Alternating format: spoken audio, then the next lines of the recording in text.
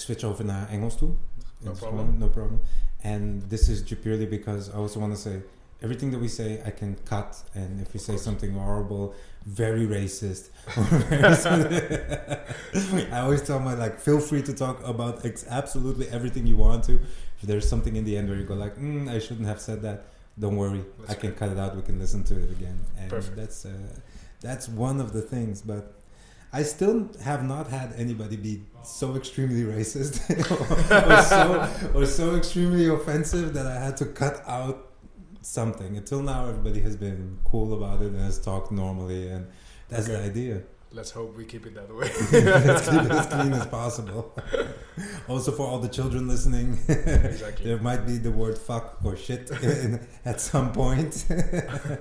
But please don't. We don't mean it in a derogatory way at all. Harun, Yes. thank you very much. Thank you very much for giving me the pleasure of talking with you and sitting here and getting an insight from somebody that has their own gym, that is working with a multiple time world champion belt holder. It's just fascinating to me.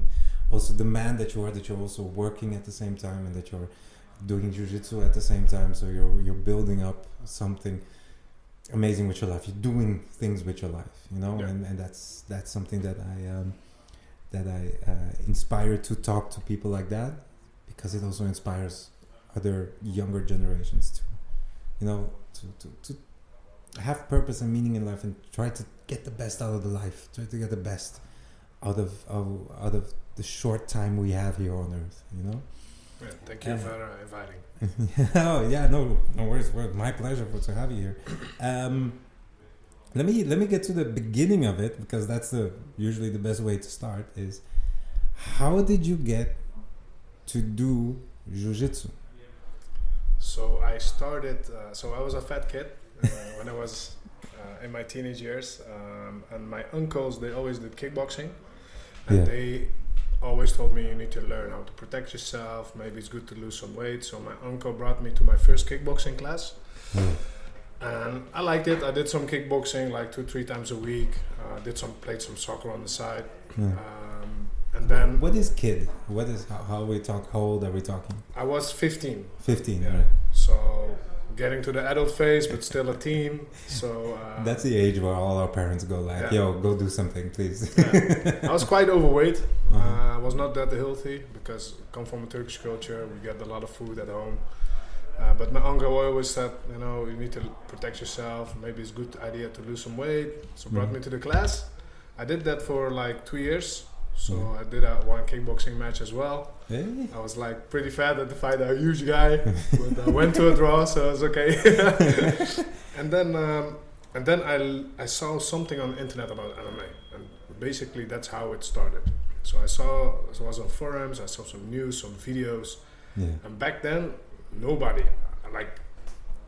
a handful of people would know what MMA was. Okay, this feels like a really long time ago. Yeah. How long? I think 2010, 11, something like that. Okay. Yeah, that's around the time where it's started popping up a lot more everywhere.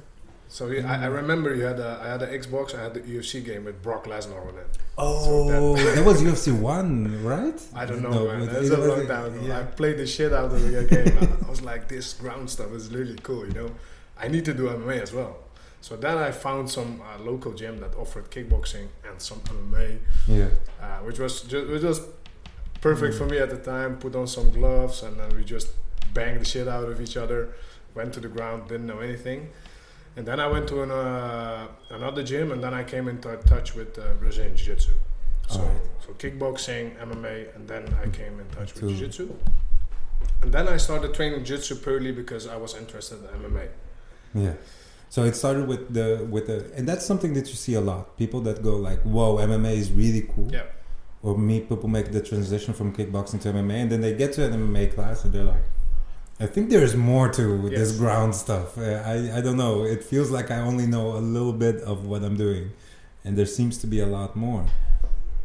Then you got into a jiu-jitsu gym, a proper one? Yep. Which one? Renzo Gracie. Renzo Gracie. Yep. Amazing gym. Amazing.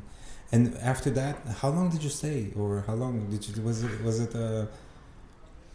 How was the how can I put this in the best way possible? How long did you stay there? How much did you? When did you decide? Okay, now I'm purely doing jiu-jitsu. Do you remember that when you're going like, I might skip the rest and then just stay in jiu-jitsu, or did you never stop doing the rest? I basically always did the rest as well. So MMA, kickboxing. Kept it up. I always kept it up because that was my first love. But so when I was a white belt in jiu-jitsu, I just trained for MMA. I didn't know what I was doing at all. Yeah. I was just putting the gi on, just trying to survive and roll and learn some stuff for the ground. And when I got my blue belt, that's when I got way more serious about jiu-jitsu. Then really something triggered in me. I started understanding concepts, started understanding how difficult jiu-jitsu was, how much deep dive you could do in terms of technique. That's when my love for jiu-jitsu started developing. Yeah. But I will never stop kickboxing, never stop doing it. I still do that to this day. Still try to train and keep up with the guys.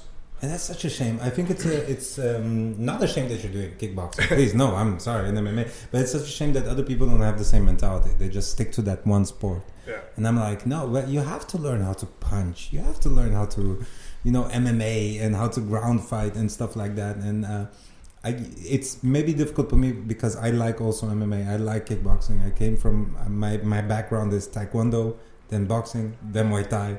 Then somewhere later on I found jiu-jitsu. Okay. It's like for me this is the latest sport I'm doing. I also took the deep dive in there, got stuck in doing weird moves the whole time and stuff like that, and that was for me the thing that really brought it together. But then I started missing boxing because boxing is something that was always in my family and stuff like that, and because in the back of the mind I was like, somehow, some way or another, I'm always doing this to be able to defend myself or defend others around me. Maybe not clearly in my head as I'm saying it right now, but back of my head was always thinking, dreaming scenarios that I'm sitting in a bank and what if like armed robbers came in right now?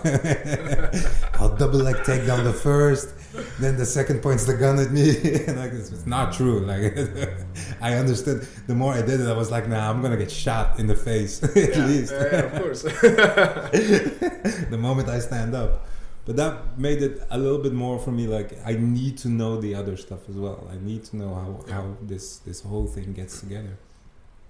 You went all the way from, and this is special because you went all the way from white to black belt. Yeah. That was it a decision that like you went to like I need to get black belt, or was it more of like you let that go? To be honest, I never cared about the belts, even when I was like blue, purple, brown. I never truly cared about getting the black belt. I was always cared about my own progress. I love the sport. I just wanted to train. I just wanted to get better and make the people around me better, make the gym better, make the sport better. The people that I train with, the belt is just, it gives someone an identity, right? Yeah. When you're a purple belt, you are a purple. You put that label onto you, and it makes a lot of sense, of course. When you get a black belt, it's something to be proud of. But for me personally, it was never the goal to just get a black belt and then that's it. For me, the goal is just progress, get better, understand the sport. And that's something interesting you said, like you are defined by the identity of your belt. And that's true because as soon as somebody turns purple belt, their Instagram becomes purple, their Facebook gets purple, they have purple clothes, they're like walking around and looking like pimps and stuff. And because it doesn't identify with your identity, but that means that your identity was stronger than the purple belt that you had in a way, Yes. What does it mean I am a brown belt? The only thing it says is I am at a subjective level of jiu-jitsu. Yeah. That's it. When you get a black belt, it means probably you're pretty good at jiu-jitsu, but it doesn't mean anything more than that. It doesn't make you a better human. It doesn't give you superpowers. It's still your jiu-jitsu and you. That's what the black belt for me means. And I think this is a very interesting thing if we take a deep dive. If we go a little bit off topic from the identity, is like people, especially here, when you're a black belt, people think like, oh, he's a black belt. Yeah. I'm like, the only thing that means to me is I'm pretty decent at jiu-jitsu. That's it. I'm not a better human than you. I'm not a better mathematician than you. Maybe you're probably good at a lot of other things. than me. Yeah.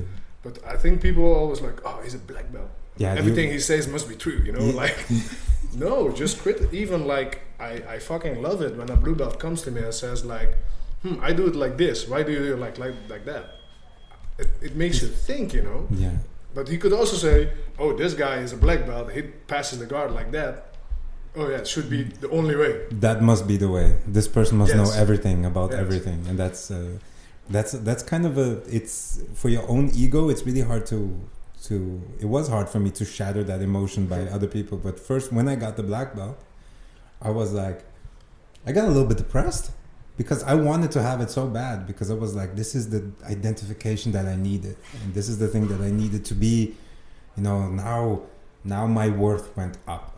You know, as a human being. So now so the moment I got it, then I had it. I was a week. I was feeling amazing, and after that week, I was like, what now? Black and red, coral belt. What's that? Another 15 years? No. And I got a little bit lost in that sensation, you know. Mm-hmm. And I was very uncomfortable with other people coming to me and going like, "Hey, coach, professor, sensei," because I was always the one that says that. I was always the one that being like, "Hey, sensei, I have a question," and this and that and so. And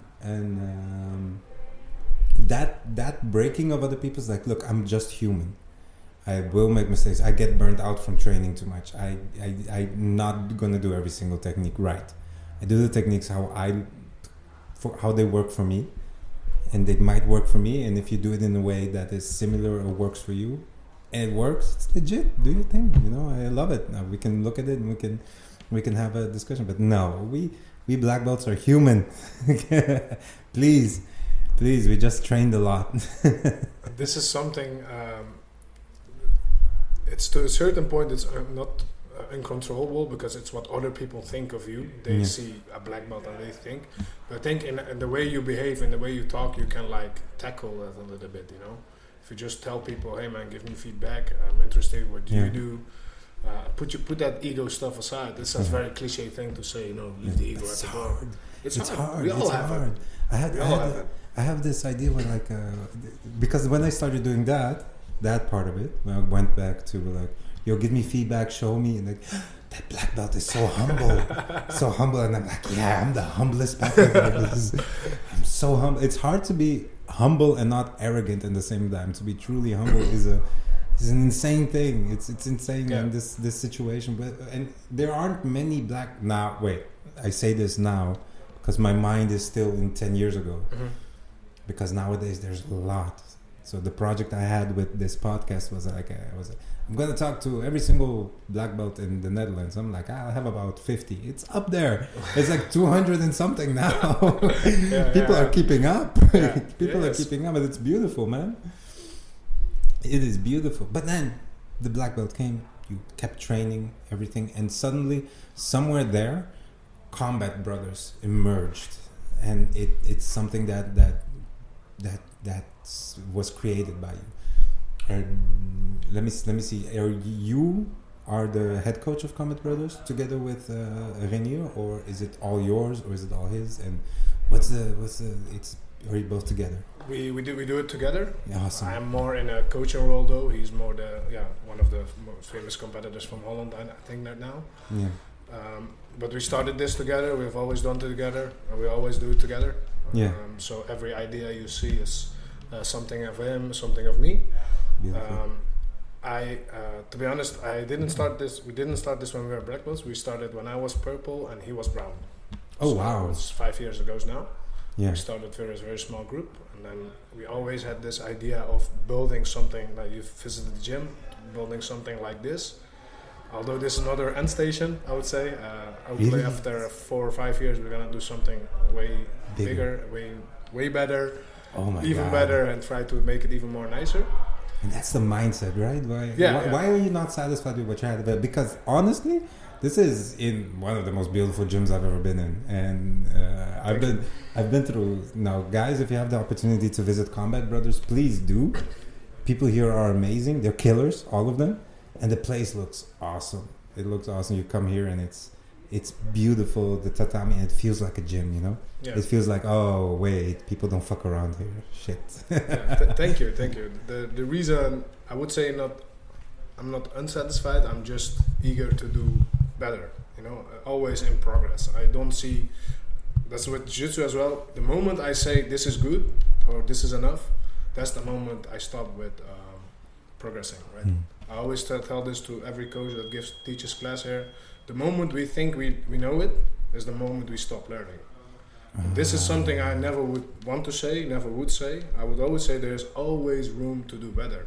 Always. Doesn't matter what it is, even if we are the best, there's always room to do better. And we don't stop until we're dead. We're done. Perfect. We go away. Perfect. Do you think that this mentality, did you always have it, or did it come with time? I think it grew, but I think I always had it in me to not be satisfied with this kind of stuff. I think in the beginning it was less like it just happened, like with the gym, and then it started rolling. But after that, when it got more serious, I would say, the motivation grew, and then you start becoming, looking, how can I do better? And then you're successful, but still like something in me always is like, this can be done better. How I teach can be done better. How we train could be done better. My fighter could do better. His fighter. The whole sport. Whatever it is, we can always do things better. That is within our own hands. So we cannot control the external stuff. But the things that are in our reach, we should thrive to really get it up there, to get it to the best possible outcome, and then leave it there for the next generation to push it even further.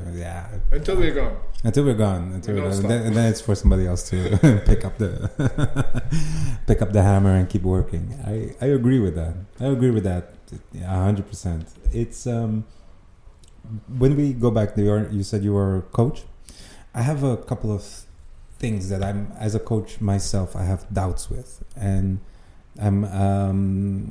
how do you keep up with every way of teaching? Because I find myself stuck in the following situation where I overthink it. Of course, I'm overthinking in this. Is like, how weird is it that I can pass on information to another human being? Like, it's already difficult to communicate with them talking, like to have an idea of how somebody thinks and talks, that I can pass the message that's in my brain to somebody else. How much more difficult is it to only do it with movement?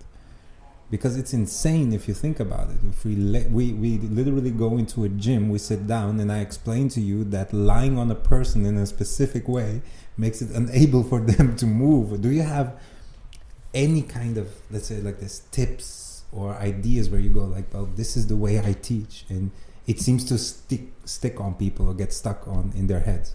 This is a very, very interesting topic for me, from my coaching perspective, and something I think I will never figure out. See, even if I think I do it right, I still never not satisfied. So I think this is one of the hardest parts of teaching jiu-jitsu or MMA or whatever it is. Is you have a class, you have like 20 people in it, 30 people, maybe 50, maybe 10. Amen. All different levels. And you teach something. The question becomes, how can I maximize the learning curve of each individual, right? Yes. And this is, in my opinion, really, really, really challenging. If you look at, if I think I taught a class yesterday, right? I'm like, I do my best, but still, like you wonder, how can I do even more better? Man, this guy doesn't like to lay this way. This guy doesn't like to pass that guard, but that guy does, and that girl does like this. There are too many variables. That make it, in my opinion, very hard. I think the key, at least to cope with that, is to answer your question is, I don't know. That's the first thing. I don't know. I hope I will figure it out one day how to teach it the best for a group of people with all the kind of different skills. But I think the key is to make it as simple as possible. To keep, I try to teach concepts as well, frameworks where people can work with. I don't try to teach like just a technique. Of course, the concept, if you boil it down, it becomes that we have different areas of techniques. But even if I teach the technique, I try to teach the concept behind it in order to, even if they never will, let's say they're never gonna use that pass or the submission, I hope they will at least try to understand what's happening and try to understand the concept, the principle behind it, and then try to make that applicable in other areas of their jiu-jitsu game. But that's still so hard because you just have 1 hour, 1.5 hours. The guy comes once a week, the other guy can train 6 times a week, but he misses your class on day Monday, whatever it is. And this is what really, it annoys me a little bit, that it's like you cannot figure this out, man. How hard can it be? I love that. I love that. There's some students that I have, it's like you can explain it to them in words as many times as you want to, and they'll look at you like you're explaining advanced mathematics in some kind of way, or that they're completely lost, like open mouth, staring at you, a little bit of drool. You see that their brain is somewhere else completely, but once they do it, they feel it, they kind of do it immediately. They're like, oh, this is it. Yeah. And the worst part about jiu-jitsu is if we have to teach concepts, and I'm getting closer to that every single time, because the other option is to teach only techniques, and they are applicable only in specific situations. Yeah. And the other problem is teaching jiu-jitsu is teaching a bunch of different steps for a bunch of different situations. So if we teach a pass from half guard, A, we have to first be in half guard, and B, the person has to react in the way we want to. And then you have to explain everything around it. So that's why it also, let's say, it fucks with my brain, because I'm like, never, like, this one class is never going to be enough to explain everything. And my whole jiu-jitsu career, I went into a deep dive into half guard. It's always been that attracted me. That's the one thing I always do. And I get all the other things around it, but that's my baby. Let's say it like that. And then I'm like, there is so much. There's like 12 years of me doing this shit to pass on to you guys. Yeah. And people say, like, can I do this? I said, you can do whatever the hell you want if it works. Then the white belt, hey, but I do it this way. I said, awesome, keep doing it. But is it right? I said, I don't know, does it work? Yeah. It's a thing, man. It's a thing to get into your brain. Like, how do I pass on information to other people? This is, if I may say something, it's also about how people learn the best for themselves. Some people are visually oriented, some people, they want to hear things. So that's the external factor. You can try to communicate, talk a lot, and talk for 50 minutes about technique, or talk for 1 minute and just show it a couple times. It's very, you cannot influence on what their learning program is, right? Yeah. And I think besides that is also how you structure a class is something I'm very interested in. So the warming up, the drilling, sparring, how much you're gonna do, positional sparring. If you have an hour, if you have 1.5 hours, 2 hours, 45 minutes. I think all those things combined, they make it so hard to teach jiu-jitsu. Yeah. And it's also another thing. Well, if we're going to structure of a class, where in Brazil it's always an hour and a half, because you do an hour of class and half an hour of fighting afterwards, right? Of sparring, and it's one of the only sports that I know where we spar every single day, no matter what. Like it's like that's part of the class. Yeah. Like and the more I trained with higher ups or people that have been doing it for a longer time, the less warm up there was. Like until a certain point where it's like zero warm up. The warm up we have, and I tried to take this culture back into my gym, is like warm up is flow roll. It's like, okay guys, let's start the class, grab a partner, start flow rolling. See you guys in 10 minutes. Like get warm, move around, do everything you can. And then we start going to drills, then we start going into things. How do you structure the class? Well, that's an interesting part, the warm-up. For me, what never made sense, and I hope someone can come up with the argument, because I'm open to learn, or maybe my view is wrong. It never made sense to get warm. Okay, whatever warm-up you do, some people, they deadlift people, right? And then they push up, and then they're hardcore warming up. Some people just like drill or do hip escapes. You warm up, and then you sit for 10 minutes, listen to someone explain your technique, you cool down. You have to drill probably start out slowly, maybe build it up, and if you're advanced, you can go faster. So we warm up, we cool down, we stay like between cool and warm depending on the drill, and then we have to spar. Yeah, there's absolutely no build up in that. So I thought for myself, for me it makes sense to build up, right? So imagine your heart rate starts low and then at sparring it's high. We need to build that up before sparring. So I thought I skip warm up in the advanced class as well.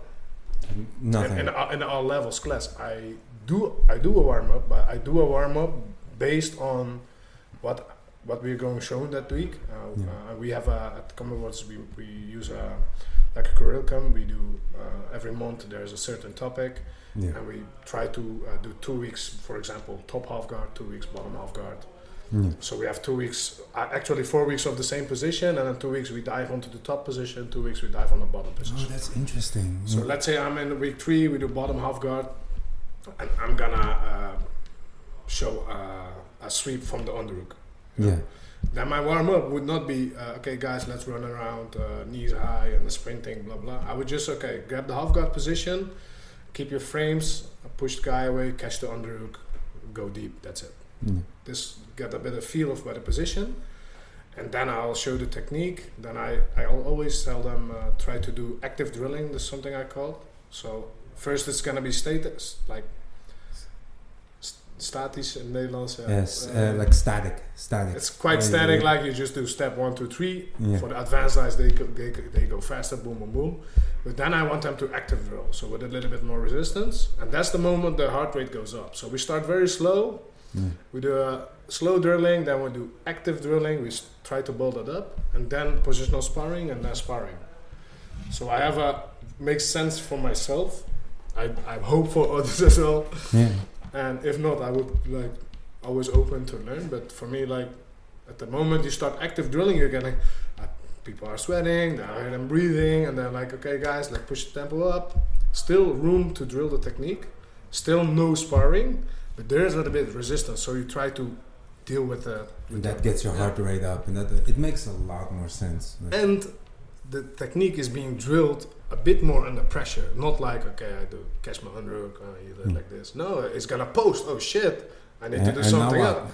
I need to deal with this. I come up again, whatever it is. So I try to make people think as well, think for yourself what's happening, troubleshoot, etc. So that's the curriculum of the class. I'm said I always but this is hard with beginners. So that's what I was going to ask too. I mean, what do you do in the case of beginners? There we do solo and duo drills to warm up, to get people, not to get them sweat like crazy within the first 10 minutes, but to get them a feel about the movement in jiu-jitsu. So it could be hip escapes, grab, whatever it is, like break fast, doubles, and that kind of stuff. Yeah. Or we do a very simple duo drill where I take a little bit more time to explain it. But I try to make the build up the same. I don't want them to get go all out in the warm up. I want them to do when they're rolling, then they can go all out. But I get it. But it's harder. It's harder. I'm honest, it's it's something. It's because I was noticing a couple of things that's happening, and with jiu-jitsu it's a little bit this thing when if I get somebody new into doing something new and it doesn't fit them, and I kind of grew up with the idea this is for everybody. And the older I get, I'm like, this isn't for everybody. This isn't the amount that we do and how we do it and living it, the way we live it, that's a choice. You have to live that choice. It's a worldview almost, if you were. But how do I get people interested? Because I do not think that there is something bad in doing this sport. I think it's actually very beneficial to do it. And that is, but then I have to get people across that threshold, across that an introduction to it. Then a lot of people see this is too much. This isn't my Sunday morning football team. Yeah. This isn't my get a beer, have a Sunday morning football session, and then I sport it for the week. Yeah. It's not that. It's a lot more than that. And how do I get people over to that? And once they see how much technique and things there are, a lot of them go you know what? It's going to take way too long before I understand this. I said, but that's the beauty of it. You're not going to understand this. I mean, you're going to die, and there's still going to be things that we're going to start inventing in this sport, you know? Cool. So, how do you get people? Do you know that did you ever have to do that, or did the people already come wanting to learn? But did you ever have a moment where you're like, okay, I need to get this person to love this community, or I need to I want them to at least understand what the community is, what the group is, what the training is, and the whole thing, because that's another wonderful part of jiu-jitsu. It's a different kind of people. Yeah, it's like it's most if not all are extremely cool and amazing people to hang around with. Yeah, and there's not I'm not going to talk shit about other sports, but let's say that people here are intelligent or feel more intelligent, and if we get they'll come from more walks of life than other sports where it's a little bit more specific. If you're a boxer, you usually have a little bit the same background as all the other boxers, and here in jiu-jitsu you could be rolling with somebody that is a doctor or somebody that is just 100% jiu-jitsu athlete. Doesn't matter. And that's the question that I have. So if I surmise the question, it's how do you get the person to do the first step and actually be interested and realize how valuable a tool this is in your life? I think this is where you jump to the a bit more to the business side of running the gym. Yeah. In my opinion, if let's say you have someone that never trained jiu-jitsu, the barrier is pretty high, right? Yeah. For them to step into the gym to do a trial class and then see everyone in the pajamas and then watch what the fuck are we doing here? This kind of weird karate they do here. I think the goal is to bring that barrier lower. So the barrier is pretty high for someone who might be interested, heard about jiu-jitsu or MMA, whatever it is. I think you can tackle this with how you run the gym. So if I give an example, how your website looks. This is something very, very, in my opinion, really important. Yeah. For some people it might not be. If I'm interested in jiu-jitsu, I Google jiu-jitsu Breda, I go to a website, I see like a screaming gorilla somewhere ripping the gi off, and then the only black colors. Everything black and red and bleeding. I'm like, okay, this doesn't really invite me to go, right? Yeah. But if I go to a website which is a bit more nicer, like you have a video about how the class looks, you see the gym, it has nice colors, you see people smiling, then I already have a different view about the gym and the sport. Yeah. And then it would trigger me a little bit more to come, and if it make it easy to like, I can book a trial class, I get all the information I need. And then if you walk past those doors and you get greeted with a smile and the instructors come to you, hey man, good to have you. And then the class starts. You say, hey guys, we have a trial class today. His name is Peter Puck, whatever it is. Please take care of him. Try to give him something about jiu-jitsu. And the class ends. You walk to the guy. You say, thank you for coming, man. Hope you enjoyed it. Hope you enjoyed it. And you try to make him feel like comfortable. Because for them, we train. Doesn't matter where we go. We just put the gear on, roll, whatever happens. For them, it's a very, very big step to step onto the mat. Yeah. Put the white belt on, like tie it up like vertically, then just like, and then when he survived, I think you have to like, hey man, very good job, thank you for coming. Make him feel welcome, and then have any questions, take care, try to make sure that your members as well take care of him, like they don't try to kill him the first day. It doesn't make sense to rip his head off. Then hopefully they will see something out of jiu-jitsu. And they was, this was pretty cool, we did some stuff. And I always be honest to them, like, today we're going to just do one position, one technique, one concept. You're never going to learn. I hope you learn, like, a little bit something, or at least try to understand. But, this is just, like, nothing compared to jiu-jitsu overall. But try to get a grasp of the atmosphere, try to get a grasp of how the class is, how I am as a teacher, how the other members are. Yeah. If that's good, I think then you found your spot to keep training. Beautiful. But that you did say at the beginning, like, this is a little bit more of a business aspect, but the more you talked about it, I'm like, that's the more the human aspect. Like, if somebody comes into your house, you're gonna treat them that way. And it's a shame that a lot of gyms don't do that. They're like, newbie, go lie down here, war, sparring, first day. that's in my opinion how you are as a human is very. That's you're right in that sense, because how I am as a human is impacting how I run my business. Beautiful. So how me and Reinier are is impacting how we run Combat Brothers. If I was like let's say I was egocentric, I just want to train jiu-jitsu, I would just want to kill everyone that steps on the mat, then it wouldn't be like that. Yeah. Our goal is spread the love of jiu-jitsu, MMA, kickboxing, whatever it is, and make people feel welcome, that they don't have to be scared to get their arm broken on the first day or get squeezed to death. So there is definitely a human aspect to it, but we translate it to business. So we really try to we build a framework like, okay, this is how we run it. This is very important for us, the core values, the atmosphere, our coaches. Everyone has to work. Everyone has to see that, you know. Yeah. And me as a person as well. How I talk to people is really important because I'm the owner. I'm one of the coaches. That's how we're gonna run the business. So definitely in a human aspect, very good point. But eventually it translates to how we run the business.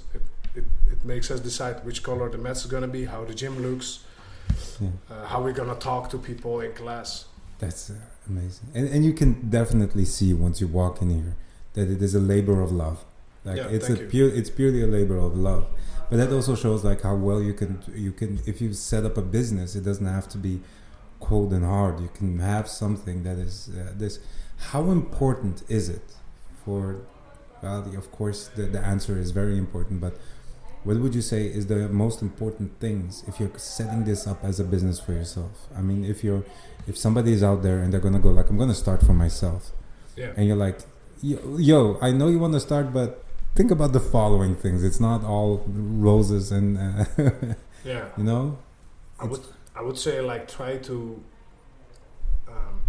in principle things. Whatever answer, your answer is perfect. But what I'm trying to get to as specific a question as possible. And sometimes it's hard for me because there's so much. But the principal core of like, if you do this, consider the following principles that you need to have if you want to be successful in a gym that has the same vibe as you have. Yeah, this is.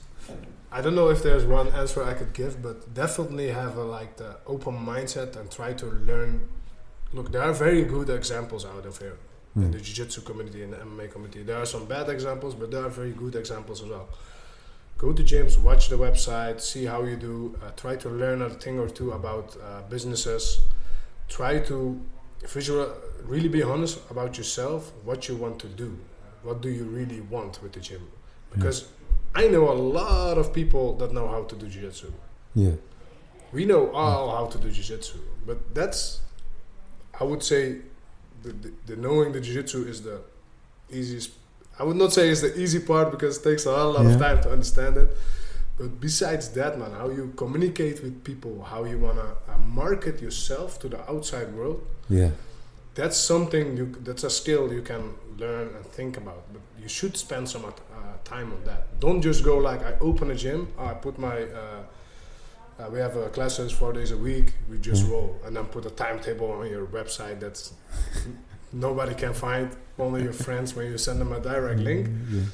And the hope that you will attract members. No, you gotta do some marketing stuff, you gotta do some business stuff, and you gotta do when someone walks in, the human stuff as well. Yeah.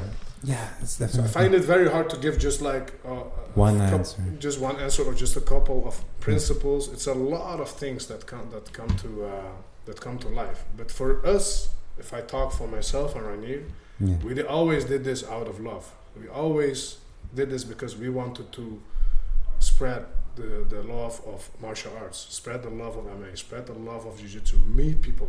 I met you through the sport, right? I think you're a good human, so I'm happy with meeting you. Hey, I'm a black belt. Of course, I'm a good human. Exactly. It's your identity. You're a black belt.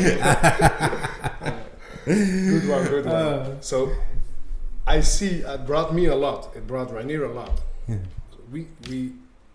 Our goal is to train hard, be the best, try to figure out what's the best way to build people up in jiu-jitsu, but also, a little bit of the human, their own development. Everything done out of love. Of course, there's some business decision I gotta make. We gotta invest in this. Cost me a lot of money. Cost him a lot of money. We have to. You run into some problems, but that's all good. We really did this. And what was always been since the day we started, we did this out of love. Two friends. Yeah. Loving jiu-jitsu, loving MMA. and that's still our core business, because you have to watch out when you get too much to the business side. Don't get too commercial. Yeah. Thinking about the money, and I think we are in that sense a little bit lucky. It has to stay like a family business, right? Yes. Let's say it like that. Let's call it like that's a small family business kind of thing. But the good thing is, I don't know if we were already live then, but we were never in it for the money, because we were not dependent solely on the gym. So it gave us room to put a lot of love in this. You know what? If we were dependent, if we just started gym and we just wanted to do business, yeah. But we had other sides out of jiu-jitsu as well. Mm. I was studying back then. Reinier had his own physiotherapy practice. So we were doing also other things besides jiu-jitsu, and this was our love thing.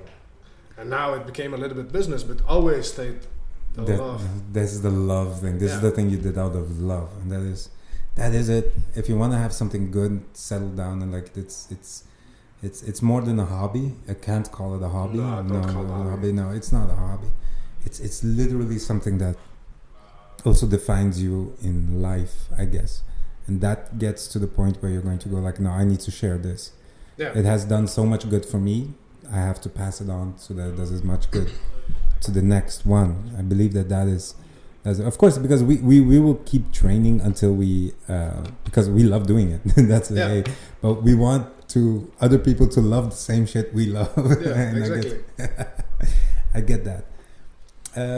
If you were not doing this, what would you be doing instead? If there was no Combat Brothers, if there was no MMA, if there was no kickboxing, could you imagine yourself doing something completely different? Is there something that would attract you in a way? I think it would go to I always liked studying, so maybe I would become like I would say not a nerd, but doing some like PhD stuff. I did. Yeah. I studied quite a lot, and maybe I would go that route, but I would not imagine what I else would do. Maybe get a job on the side and find some other hobbies. But for me, it's very hard to imagine, because this has been my life since I was 15, 16. I get it. So always, when I was 18, I said always like, one day I want to have my own gym. Well, I even sucked at jiu-jitsu. I was like, I love this shit, but I need to have it. But I find it very, very difficult to answer. Yeah. It's something that we usually don't think about. I mean, if you find your path and you find your way, there's no going like, what would I do if I didn't have this? Like the answer doesn't come easily or doesn't come at all.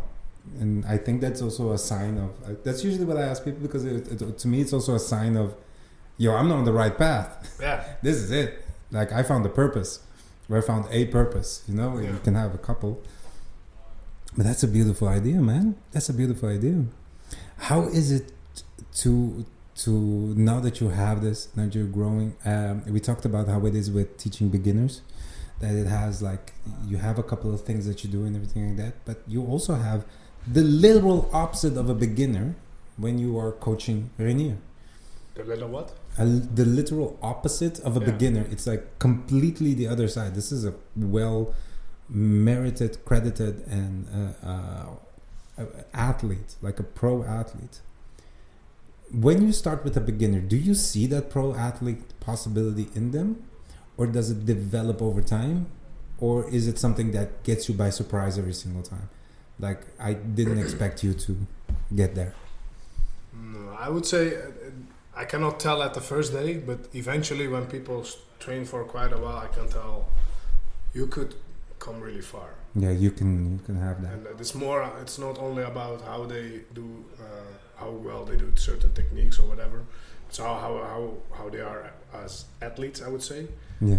How are they developing themselves? Are they learning, or just putting on the glass and just banging the shit out of each other? Yeah. So, really beginner first day is very hard to say. Some people, they move really well in the first week, and I always said, like, you move pretty well. Did you train before? No. Okay, that's looking pretty good. But I don't know if they're gonna become, because there's way more things that are important when you want to become a serious athlete, right? Yeah. So if they train a little while, I could estimate whether I'm right or wrong. I don't know whether they would become successful or not. But my opinion there doesn't really matter, and there's way more factors there. Yeah. And I think most of the things are in the hands of the athlete himself. Yeah. And what do you think distinguishes them? What distinguishes a pro athlete and then a top level athlete compared to somebody that just is really good, maybe has an interest in doing it, wants to be it, but there's something different about brains in their cases, you know. It's something different about coaches' brains, about students' brains, and about athlete brains. You know, it's like there's something there, and I'd say what I want to ask is like, do you notice it? Do you notice how they think, or do they act? Yes, I try to learn this. This is very interesting thing for me from my coaching perspective. It's very hard to get to know what the guys are thinking. Let's say they strike, they do a move, they do it on the ground. We can see what they are doing with the body, but we don't really know what they think on the mat, but also outside the mat. And this is, I think, the only way to get to know this is to talk with people. Yeah. I walk to them. I was like, so for example, I see a guy. I see him looking like angry after each match. I tell them, "What are you thinking? Yeah. You were looking angry to me. Am I right?" Yeah. And if they are honest, or maybe I've seen it wrong, that happens as well. You know, I'm just a human. And then, I was angry. I said, "Why?" I don't know. No, nothing works out. I get countered all the time. I said, okay, that gesture. So what does not work out? I don't know. I get hit too much. Okay, then this is a very simple example, but there are way more things like I would say some people. But you feel it in your, let's say it like this, you feel it in your guts. It's like, I should ask something. But I have to know them. So the guys that train there, I've seen them a couple times, like months, years, you know, and I know what their body language does. But this is only observing, and me. I'm like, I see them doing this. I saw it last week as well. There's something up. There should be something, and I can't just tell what's happening because of the body language.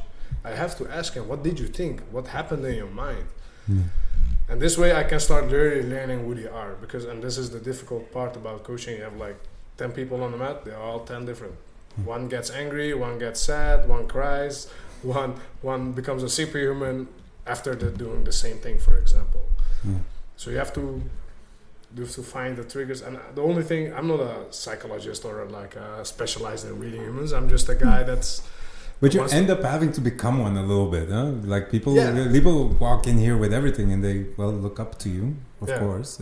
Your coach and your black belt. Exactly. And you set up something. I mean, you're if you want or not, you work yourself up into being an example and to other people. I mean, you end up having to be a psychologist and all these things as well, you know. Yeah, that's doctor. true. Like, I hurt my shoulder. What should I do? Yeah, what the hell should I know, man? I'm not a doctor, man. Go to the hospital. Yeah. But that's true. You have to do.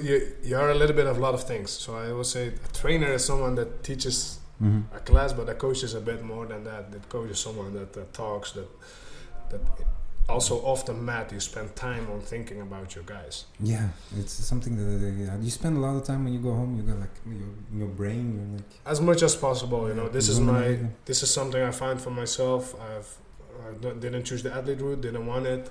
Coach, that's where my heart lies, to help other people, and I do my best as I can within my reach. You know. Is there a reason? Because I asked this question because I myself am on the split road where I'm right now. It's like I have competed a lot, and now I'm coaching currently, and it doesn't feel like I can do both at the same time effectively, and I wouldn't want to do one like both and then suck at both, you know, and that's where I lie right now. So maybe help me in my choice, should I say, in a way, or have me more perspective in my choice. Why did you choose not to go the athlete way, but did you choose to go the coach way? Was it a specific choice, or was it always? It was definitely a specific choice. I made that basically 5 years ago, and I'm still standing behind that.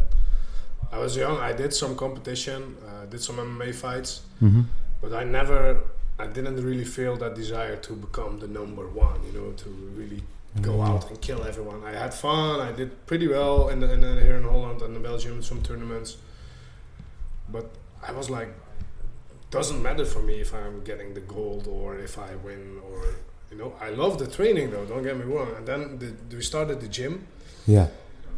And it was a little bit of natural flow.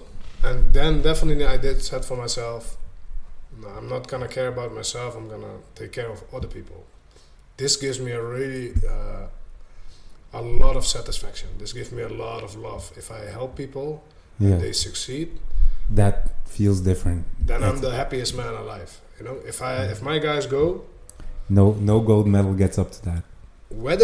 Even if we lose, we don't do that a lot, but even if we lose, if I know we did everything we can, if I try to make him a better fighter, a better human, and we had a good experience, I'm fucking happy. And if we win, and if we got success, then I'm even way more happier, right? And this is something that really stuck with me since then. So, and it started rolling, and now definitely since like just before Corona, I started picking up that role a bit more. I was like, I really need to develop myself. I'm a young guy. So I still had to train. Yeah. I still train a lot, but I had to prioritize others first. This is something that was a bit hard for me during the training. Because you're losing out on training. Yes, and I love training a little bit too much to lose out on training, but then I made that choice for myself. Okay, if I want to help others, I need to make sacrifices, I need to spend time. Do I really want to do this? Yes. And then the bar started rolling, and now since like 2-3 years, I'm really trying to learn. The only thing I know is that I don't know. I'm human, I try to do the stuff. Beautiful. And so that's how the ball started rolling. Yeah. And still up until today's day, I'm happy with that decision. It's amazing. I'm still stuck on both, and I see competitions come by, and I'm like, oh, I'm gonna have to teach the whole week. I'm getting older. Yeah. Everything hurts and stuff like that. And I'm not gonna go for it. I'm not. So let me ask you one of the last questions. Man, we talked almost for an hour already. It's pretty fast. It went fast. The question I have, and this is just to summarize everything. What's the message you want to give to people that are listening to this? And I used to say, what is the message you want to bring to young men? Because as an example of like, you have your business, your family, doing this, that, work on the side. You're consistently busy, consistently striving. And I feel like you're a good role model for me to indicate to people like, yo, if you're not okay, or if you're a little bit lost, go do jiu-jitsu here at Combat Brothers. That's A, you're working out. B, you have role models around you that are doing the work, like doing amazingly. But now I changed it to people because, I mean, everybody could benefit of like watching you and everything you built and everything you worked with. Yeah. Plus, again, I'm trying to unite the whole community of jiu-jitsu. I'm insane, and it's an insane project, but it'll happen eventually. That's a very good project. Yeah. Hey, imagine one day a really big open mat in the stadium, would be lovely. Really big one. Oh my God, I'd love it. And a barbecue afterwards because hey, I'm a fat ass at heart. If there's no food, I don't know what I'm gonna do there. What's the last message you want to give? Like this, if we were to summarize everything. Last message. Mm-hmm. If we talk about jiu-jitsu specific, I would say put your heart and soul into it, but don't forget the other aspects of life. Oh, that's a beautiful one. And that's one very important one. It's a tool. It's a part of something. It's a part of the greater whole. It's not everything. It's a part of. It can be everything for you, man, but there's way more in life than you can imagine, and that should deserve some attention as well, definitely. That's amazing. That's amazing. And if you look at that in the whole fucking universe, we're just a tiny something, right? Yeah, and jiu-jitsu is only an aspect of it. Yeah. Just a little side of it. Just a little dust on that dust. Yes. Beautiful.